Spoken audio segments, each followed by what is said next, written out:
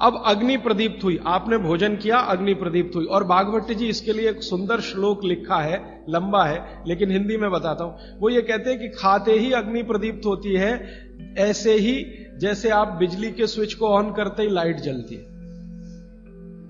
ये ऑटोमेटिक है, अपने आप होती है। आपने रोटी का पहला टुकड़ा मुंह में डाला और जैसे ही टुकड़े को चबाना शुरू किया, लार बनना शुरू हुआ, तुरंत अग्नि प्रदीप्त हो जाए, पहले ही टुकड़े में। तो ये अग्नि प्रदीप्त हुई। अब आप जो भोजन कर रहे हैं ये इस अग्नि के प्रभाव में पचेगा। तो भोजन के पचने की क्रिया में पहले भोजन रस में बदलेगा। पहले पेस्ट बनेगा, जैसे टूथपेस्ट की कंडीशन होती है वैसा बनेगा, लुगदी जैसा, फिर उसमें से रस बनेगा, फिर रस में से सब कुछ बनेगा। तो वो कहते हैं कि आपने जैसे ही भोजन किया अग्नि प्रदीप्त हुई। अब ये अग्नि भोजन को पचा रही है और आपने भोजन पूरा करते ही पानी पी लिया, गट गट गट गट गट गट।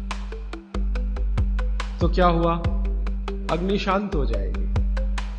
आपके रसोई गैस में चूल्हा जल रहा है गैस का, और जलते हुए चूल्हे पर पानी फेंकिए तो बुझ जाएगा। अग्नि का पानी से मेल नहीं है, दुश्मनी है।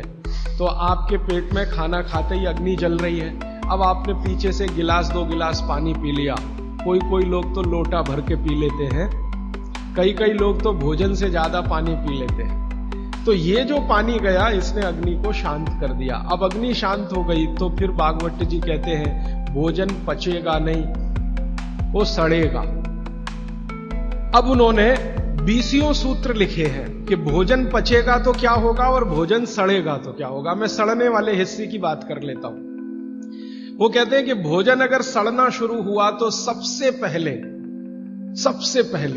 गैस बनेगी, वायु बनेगी, और ये वायु आपकी जिंदगी हराम कर देगी। और ये वायु की तीव्रता जब बढ़ेगी तो गले में जलन होगी, छाती में जलन होगी, पेट में जलन होगी। फिर और ज्यादा तीव्र अगर ये हो गई वायु तो ये शरीर में जाएगी, घूमेगी, क्योंकि वायु को पकड़ना मुश्किल है, जहां स्थान मिलता है वहीं जाती है। तो ये वायु पूरे शरीर में घूमेगी तो सिर घूमेगा, आपको चक्कर आएंगे, सिर में दर्द होगा, पीठ में भी दर्द हो सकता है, हृदय स्थान पे भयंकर दर्द हो सकता है। कई बार तो इतना दर्द होता है कि आपको लगेगा कि हार्ट अटैक आ गया, लेकिन वो वायु का दर्द है, हार्ट अटैक नहीं। और ये जो वायु बनी भोजन के सड़ने से, इसी वायु में से भागवत जी ने सूची बनाई है कि 103 रोग पैदा होंगे।